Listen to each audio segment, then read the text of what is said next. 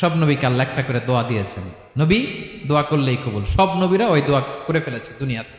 বিশ্বনবী বলেন আমি করি নাই, আমি দুনিয়ার বুকে কঠিন বিপদে পড়েও কোনোদিন করি নাই। আমি আমার স্পেশাল দোয়াটা কিয়ামতের দিন আমার গুনাহগার উম্মতকে সুপারিশের জন্য রেখে দিয়েছি। আজকে আমি তোমার দরবারে দাঁড়িয়ে কিয়ামতের দিন ওই দোয়াটা করছি, আল্লাহ আমার যে উম্মতের হৃদয়ে যাররা পরিমাণ ঈমান আছে, আমার একটা উম্মতকেও তুই জাহান্নামে ঢুকাতে পারবা না। বিশ্বনবী একবার ছাগলের রান খাচ্ছিলেন, খেতে খেতে বিশ্বনবী বলেন আনা সাইয়্যিদুন নাসি ইয়াউমাল কিয়ামা, আমি কিয়ামতের দিন সর্বশ্রেষ্ঠ হব, মানুষের মধ্যে সর্বশ্রেষ্ঠ সেরা আমি বিশ্বনবী। আলহামদুলিল্লাহ পড়েন। বিশ্বনবী বলেন সেদিনটা বড্ড ভয়ঙ্কর, সেদিন কেউ কারো কোনো উপকারে আসবে না, বন্ধু বন্ধুর কাজে আসবে না, স্ত্রী স্বামীর উপকারে আসবে না, স্বামী স্ত্রীর উপকারে আসবে না, পীর সাহেব মুরিদরে বাঁচাতে পারবে না, মুরিদ পীর সাহেবরে বাঁচাতে পারবে না, নেতা কর্মীর পরিচয় দিবে না, কর্মী নেতার পরিচয় দিবে না, ভাই বোনকে চিনবে না, বোন ভাইকে চিনবে না, বাবা তার সন্তানকে চিনবে না, মেয়েকে দেখে মা দৌড়ে দৌড়ে পালাবে। বড্ড ভয়ঙ্কর দিন। বিশ্বনবী বলবেন জমিনটা এখনকার মতো থাকবে না, পুরো জমিনটা সমান হয়ে যাবে, ফ্ল্যাট। এখন তো গোল, তখন ফ্ল্যাট। সবাই এক জমিনের উপরে দাঁড়াবে, সূর্যটা মাথার কাছে চলে আসবে, সূর্যের গরমে মানুষের মাথার মগজ গলে গলে কানের ছিদ্র নাকের ছিদ্র দিয়ে বেয়ে বেয়ে পড়বে। সবাই হয়রান পেরেশান ক্লান্ত শ্রান্ত। মানুষগুলো বলবে বাঁচার কোনো উপায় নাই। 50,000 বছর মানুষ এরকম দৌড়াবে, চিৎকার করবে, কাঁদবে, বাঁচার কোনো উপায় নাই। সবাই বলবে আহ, আল্লাহ যদি বিচারটা শুরু করতো, যা হবার হবে, আগে বিচার শুরু করুন। বিচারই শুরু হয় না, বিচার শুরু হইতেই 50,000 বছর। আল্লাহ, 50,000 বছর, 5,000, 15,000 না, 50,000 বছর এরকম যাবে। মানুষগুলো কাঁদতে কাঁদতে বলবে চলো আমরা আদম আলাইহিস সালামের কাছে যাই, যেন আল্লাহর যে সুপারিশ করে, আল্লাহ আপনি বিচার শুরু করেন। কিয়ামতের ময়দানে সবাই মিলে সাইয়েদনা আদম আলাইহিস সালামের কাছে যেয়ে বলবে ইয়া আবাল বাশার ইয়া আউয়ালাল আম্বিয়া, ও আদম নবী আপনি দুনিয়ার বুকে প্রথম নবী, আল্লাহ নিজ হাতে আপনারে 60 হাত লম্বা করে বানিয়েছেন, আপনার সম্মানে ফেরেশতাদেরকে সেজদা দিতে বলেছেন, দুনিয়ার প্রথম নবী প্রথম মানুষ আপনি, আপনি আল্লাহর যে সুপারিশ করেন যেন আল্লাহ বিচার শুরু করে। আদম আলাইহিস সালাম বলবেন আমি পারবো না, কারণ আল্লাহ আমাকে একটা নিষিদ্ধ গাছের কাছে যেতে নিষেধ করেছিল, আমি ভুল করে এই গাছের ফল খেয়েছি। নাফসি নাফসি, আজকে আমার কি হবে আমি জানি না, আমি বড় লজ্জিত। আমারে যদি আল্লাহ জিজ্ঞেস করে কেন খাইছিলাম, আমার কোনো উত্তর নাই, তোমারে বাঁচামো কেমনে আমি?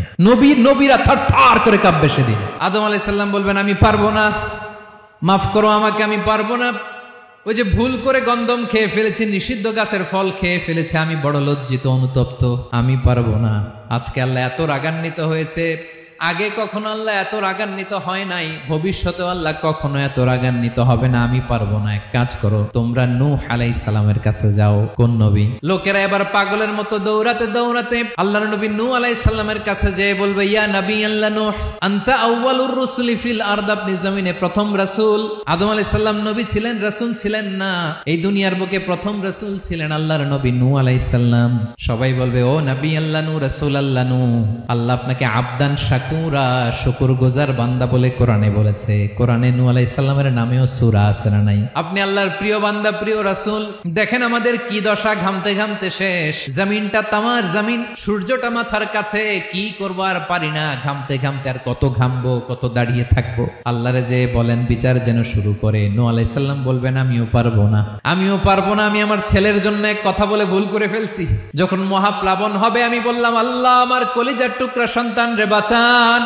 আল্লাহ বললেন ও নূহ সে তোমার সন্তান না, কারণ সে ঈমান আনে নাই, সে পাহাড়ের উপর দাঁড়িয়েছে, দেখি কেমনে সে বাঁচে। ওই যে আমি একটা না বুঝে আবদার করেছি, আল্লাহ আমার উপর রেগে গিয়েছিলেন। আজকে আল্লাহ ওই ব্যাপারে যদি আমারে প্রশ্ন করে, আমার কোনো জবাব নাই, আমি পারবো না, মাফ করো। তোমরা সবাই মিলে আল্লাহর খলিল ইব্রাহিম আলাইহিস সালামের কাছে যাও। লোকগুলো পাগলের মতো খুঁজতে আরম্ভ করবে, অযুত লক্ষ নিযুত কোটি মানুষের ভিড়ে আল্লাহর খলিল ইব্রাহিমকে যে বলবে ইয়া খলিলুল্লাহ, ও আল্লাহর খলিল, আল্লাহ আপনাকে বড্ড ভালোবেসেছেন, আপনি কাবা বানিয়েছেন, আল্লাহ আপনাকে বড্ড পছন্দ করেন। দেখেন আমাদের কি অবস্থা, আপনি যে আল্লাহর কাছে সুপারিশ করেন যেন আল্লাহ আজকে বিচার শুরু করে। আল্লাহর নবী ইব্রাহিম বলবেন আমিও পারবো না, আমি আমার জীবদ্দশায় 3টা মিথ্যা বলেছি। কয়টা? আসলে মিথ্যা না, একটু টুইস্ট করে কৌশল করে কথা বলেছিলেন, ওইটাকে হাদিসে মিথ্যা বলা হয়েছে। আমি জীবনে 3টা মিথ্যা বলেছি, জীবন বাঁচানোর তাগিদে কৌশল করে 3টা কথা বলেছি। আজকের এই কঠিন ময়দানে আল্লাহ যদি ওই 3টা কথার ব্যাপারে জিজ্ঞেস করে, লজ্জায় আমি মাথা দেখাতে পারবো না, আমিও পারবো না। আজকে আল্লাহ এত রেগে আছে, আগে কখনো এত রাগে নাই, পরেও রাখবে না। তোমরা সবাই মিলে বনি ইসরাইলের নবী মুসা আলাইহিস সালামের কাছে যাও। সবাই এবার যাবে মুসা আলাইহিস সালামের কাছে, যেয়ে বলবে, ইয়া নবী আল্লাহ মুসা, আপনি ছিলেন কালিমুল্লাহ, আল্লাহর সাথে সরাসরি কথা বলতেন। রব্বুল আলামিন আপনাকে তাওরাত কিতাব দিয়েছেন, আপনি যে একটু সুপারিশ করেন। আল্লাহর নবী মুসা বলবেন, মাফ করো, আমিও পারবো না। আমি দুনিয়ার বুকে ভুল করে একটা মানুষকে মেরে ফেলেছি। আমি মারছিলাম আদব শিক্ষা দেওয়ার জন্য এক থাপ্পড়, এই থাপ্পড়ে যে ওই লোক মরেই যাবে আমি জানতাম না। আজকে আল্লাহ যদি জিজ্ঞেস করে কেন মারলা, জবাব আছে। ওই লজ্জায় আমি অনুতপ্ত, আমি পারবো না, আমার এই কথা বলো না। আজকে আল্লাহ বড্ড রেগে আছে, আমি পারবো না। তোমরা আল্লাহর নবী ঈসা আলাইহিস সালামের কাছে যাও। কিয়ামতের ময়দানে মানুষগুলো পাগল পাড়া হয়ে আল্লাহর নবী ঈসা আলাইহিস সালামের কাছে যাবে, যে বলবে, নবী ঈসা আপনি রূহুল্লাহ, বাবা ছাড়া আল্লাহ আপনাকে বানিয়েছেন, ইনজিল কিতাব দিয়েছেন, মৃত মানুষকে আপনি জীবিত করতে পারতেন। আজকের এই কঠিন বিপদের দিনে আপনি আমাদের সাহায্য করেন। আল্লাহর কাছে যে বলেন যেন বিচার শুরু করে। ঈসা আলাইহিস সালাম বলবেন, আমিও পারবো না। ইন্নী উবিদতু মিন দুনিল্লাহ, আমার উম্মত খ্রিস্টানেরা আল্লাহরে বাদ দিয়ে আমি ঈসার ইবাদত করেছে। আমার মা ম্যারি আর আমাকে ডাকতো জেসাস ক্রাইস্ট, আমার ইবাদত করেছে। যদিও আমি আমার ইবাদত করতে বলি না, ঈসা আলাইহিস সালামও ইবাদত করতে বলেছেন একজনের, তিনি কে? আল্লাহর নবী ঈসা আলাইহিস সালাম বলবেন, আমিও পারবো না। আজকে আল্লাহ অনেক রেগে আছে, আমি পারবো না। তবে একটা পরামর্শ দিতে পারি, একটা সাজেশন দিতে পারি। আজকের দিনে এই কঠিন মুসিবতের কালে, এই কঠিন সময়ে কেউ আল্লাহর দরবারে দাঁড়িয়ে একটা টু শব্দ করার ক্ষমতা কারো নাই, একমাত্র আখিরি জামানার পয়গম্বর বিশ্বনবী মুহাম্মদুর রাসূলুল্লাহ ছাড়া। মানুষগুলো এবার আগুনের মধ্যে পানি দিলে যেমনি আগুন নিভে যায়, দাউ দাউ করা হৃদয়ে জ্বলন্ত আগুন তাদের ঠান্ডা হবে। কিয়ামতের ময়দানে ওই বিভীষিকাময় সময়ে মুসিবতের কালে মানুষগুলো পাগল হয়ে বিশ্বনবীকে খুঁজতে আরম্ভ করবে। সবাই মিলে বিশ্বনবীর কাছে যেয়ে বলবে, ইয়া রাহমাতাল লিল আলামিন, ইয়া খাতামান নবিয়্যিন, রাহমাতাল লিল আলামিন। দেখেন আমাদের কি অবস্থা, কি কঠিন বিপদে আমরা আছি, দাঁড়াতে পারি না, সূর্যের আলোতে ঘেমে হয়রান। আজকে কেউ সুপারিশ করতে পারবে না।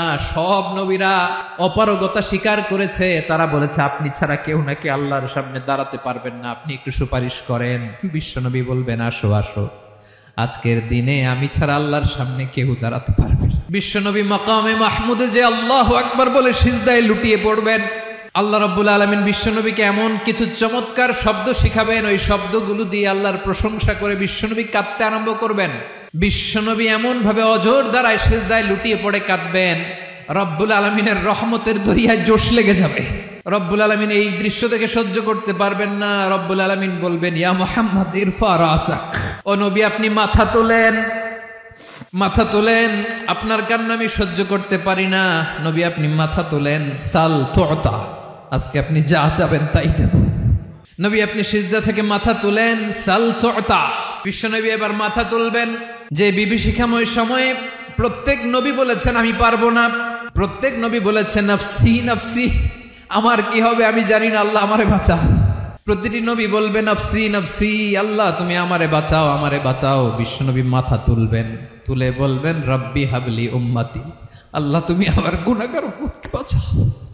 এই দুনিয়ার বুকে রব্বুল আলামিন সব নবীকে একটা করে দাওয়া মুস্তাজাবা দিয়েছেন, মানে যে দোয়া করলে কবুল হয়ে যায় সাথে সাথেই। দাও বিহা, দুনিয়ার সব নবীরা ওই দোয়াটা দুনিয়ায় করে ফেলেছে। সব নবীকে আল্লাহ একটা করে দোয়া দিয়েছেন, নবী দোয়া করলেই কবুল। সব নবীরা ওই দোয়া করে ফেলেছে দুনিয়াতে।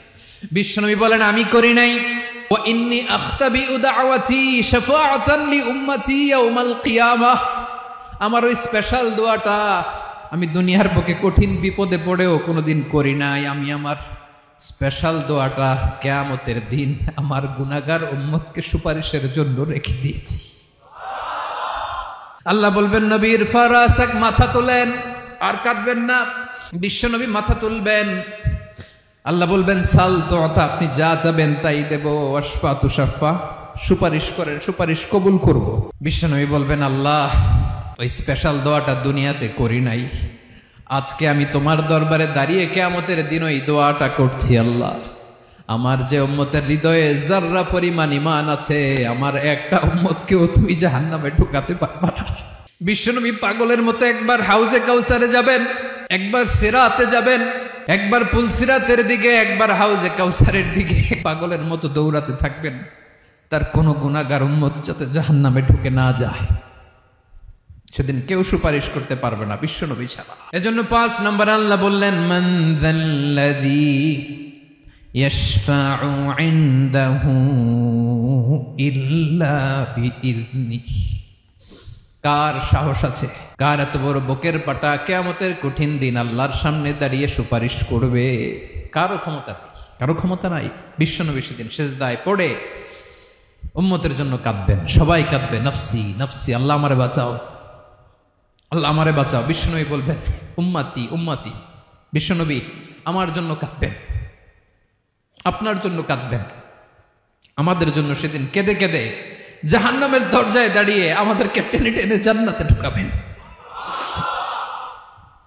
এজন্য এই বিশ্বনবীর ভালোবাসা যেন আমাদের হৃদয়ে ভরপুর থাকে। আমার ভাইয়েরা, প্রতি শুক্রবার বিশ্বনবীর উপরে বেশি বেশি যেন আমরা দুরূদ পড়ি। আমরা যখন বিশ্বনবীর সালাম দেই, দুরূদ পড়ি,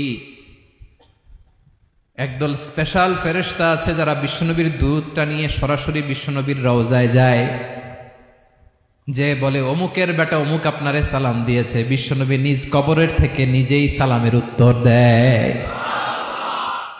বিশ্বনবীর ভালোবাসা যেন আমাদের হৃদয়ে থাকে, বিশ্বনবীর সুন্নাহ দিয়ে যেন আমাদের জীবনটাকে সাজাই। পারা যাবে ইনশাআল্লাহ। বিশ্বনবীর ভালোবাসা ছাড়া কেউ জান্নাতে ঢুকতে পারবে? বিশ্বনবীর পক্ষে আমরা বলবো, বিশ্বনবীর পক্ষে আমরা লিখব, বিশ্বনবীর জন্য আমরা আমাদের কলিজার রক্ত বিলিয়ে দিব, ঠিক কিনা বলেন? সেদিন বিশ্বনবী ছাড়া কেউ সুপারিশ করতে পারবে না।